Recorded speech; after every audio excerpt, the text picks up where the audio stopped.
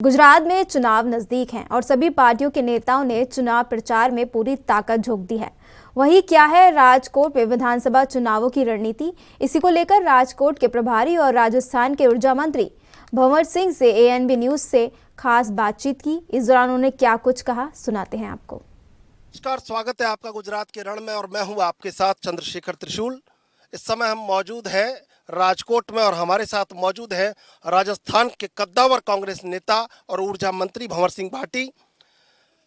कैसे देखते हैं इस बार गुजरात में चुनाव पूरी कशमकश में है और कांग्रेस पुरजोर ताकत लगा रही है?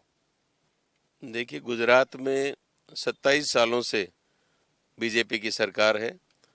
केंद्र में भी भारतीय जनता पार्टी की सरकार दूसरा कार्यकाल पूरा करने जा रही है और बीजेपी ने जो वादे, जो मुद्दे, जो समस्याएं, जो महंगाई को कम करने की बात, बेरोजगारी को हटाने की बात, ये सारी बातें वो सत्ता में आने से पहले वो केंद्र में करते थे उनके नेता।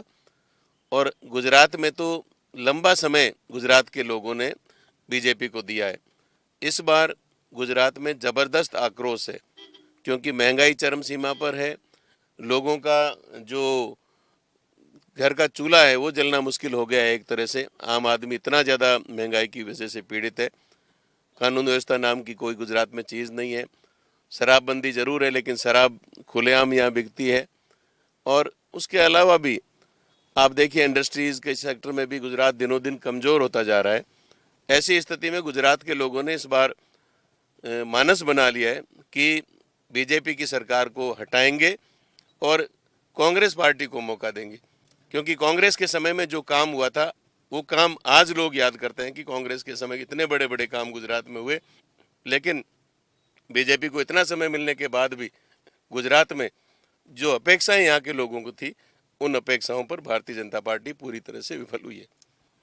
कांग्रेस लगातार चुनौती दे रही है और आपको लगता है कि ये जो रैलियां अभी होने वाली हैं लगातार, जो राहुल गांधी और सोनिया गांधी की, इससे बड़ा राजनीतिक समीकरण चेंज हो जाएगा? देखिए, राहुल जी भारत जोड़ो पद यात्रा पर निकले हुए हैं। 5 माह से भी ज़्यादा समय तक वो पैदल यात्रा करेंगे, कश्मीर से लेकर कन्याकुमारी तक, कन्याकुमारी से कश्मीर तक की यात्रा जो है। और ये इसलिए कर रहे हैं कि बीजेपी ने एक तरह से लोकतंत्र को ख़त्म करने का प्रयास किया है। केंद्र में जो पार्लियामेंट है वहाँ विपक्ष की आवाज़ को दबाया जाता है। विपक्ष में जो लोग बैठे हैं, जो लोग बोलते हैं, जो दल, उनको इनकम टैक्स का, सीबी का, ईडी का डर दिखाया जाता है। और मीडिया को भी इन्होंने दबा लिया है। मतलब एक तरह से मीडिया को भी उसके जो मालिक है उनको इस तरह से मैनेज किया है या उनको ईडी, इनकम टैक्स, सीबीआई के माध्यम से इस प्रकार से भयभीत कर दिया है कि मीडिया के माध्यम से भी सिर्फ एक ही बात सुनाई देती है, सिर्फ बीजेपी का दिखाया जाता है, उनकी विफलताओं को नहीं दिखाया जाता। तो राहुल जी लोगों के बीच में गए, जनता के बीच में जाकर के लोगों को कह रहे हैं, आम जन के मुद्दे सुन रहे हैं, समस्याएं सुन रहे हैं। और आप देखिए, रोजाना 25-30 किलोमीटर चलना कोई कम बात नहीं होती है। और राहुल जी देश को जोड़ने के लिए, वो कोई राजनीतिक लाभ के लिए वो ये पद यात्रा नहीं कर रहे। देश में जिस प्रकार का माहौल बना है, हिंदू के नाम पर, मुस्लिम के नाम पर, धर्म और जाति के नाम पर, मंदिर के नाम पर, गाय के नाम पर, ये लोग वोट लेकर के भाई भाई को बांटने का काम कर रहे हैं और भारत को तोड़ने का एक तरह से काम किया बीजेपी के द्वारा किया जा रहा है। तो ऐसी स्थिति में राहुल जी पद यात्राएं कर रहे हैं। आज गुजरात में राहुल जी की 2 सभाएं हैं, राजकोट में अभी सभा होने वाली है, उससे पहले वो सूरत पधारे हुए हैं। निश्चित रूप से राहुल जी के प्रति लोगों में एक रुझान है। आप देखिए, राहुल जी पद यात्रा में चल रहे हैं तो लाखों लोग उनके साथ चल रहे हैं। राहुल जी यहाँ आ रहे हैं और राहुल जी पहले भी अहमदाबाद में जब आए थे तो उन्होंने गुजरात के लोगों को 8 उन्होंने वादे किए थे, 8 वचन दिए थे। वो 8 ऐसे वचन हैं जो गुजरात के आम आदमी को छूने वाले हैं। और उन्होंने कहा है कि गुजरात में हमारी कांग्रेस की सरकार बनेगी तो हम इन 8 वचनों को पूरा करेंगे और उसके अलावा भी जो विकास के काम होंगे हम पूरे करेंगे। निश्चित रूप से गुजरात में इस बार बदलाव होगा और कांग्रेस पार्टी की सरकार बनेगी। बीजेपी की का जो केंद्र से सफाया होना है 2024 में, उसकी शुरुआत गुजरात से होने वाली है। भंवर सिंह भाटी जी, सौराष्ट्र में 2007, 2012, 2017 हमेशा कांग्रेस मजबूत रही, लेकिन एक बड़ा ड्रॉबैक रहा सौराष्ट्र में कि 20 से ज़्यादा बड़े नेताओं ने कांग्रेस छोड़ दी। क्या लगता है इस बार ये सारा डैमेज, सारी रणनीति चौकस कर ली गई है सौराष्ट्र में, क्योंकि सौराष्ट्र गढ़ है कांग्रेस का और कांग्रेस को खेलने के लिए बड़ा ग्राउंड है यहाँ पे, तो क्या लगता है आपको कि नीति मजबूत है इस बार सौराष्ट्र में?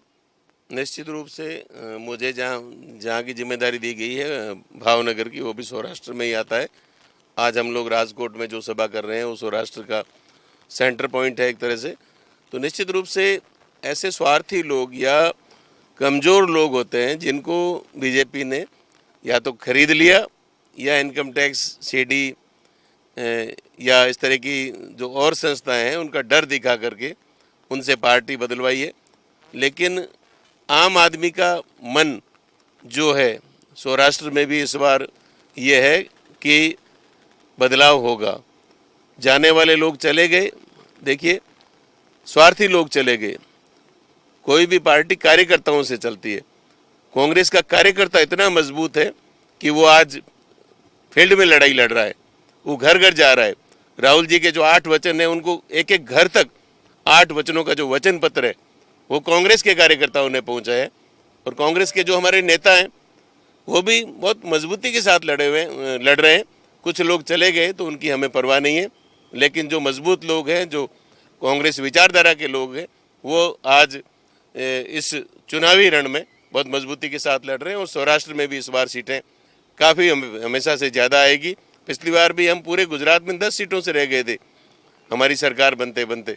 इस बार मैं समझता हूँ कि वो कमी नहीं रहेगी और 100 सीटों से भी अधिक सीटें हमारी कांग्रेस पार्टी की गुजरात में आएगी। कांग्रेस पुरजोर तरीके से चुनौती पेश कर रही है गुजरात में, लेकिन देखना होगा कि आखिर जनता क्या तय करती है। कैमरा पर्सन करण के साथ मैं चंद्रशेखर, राजकोट।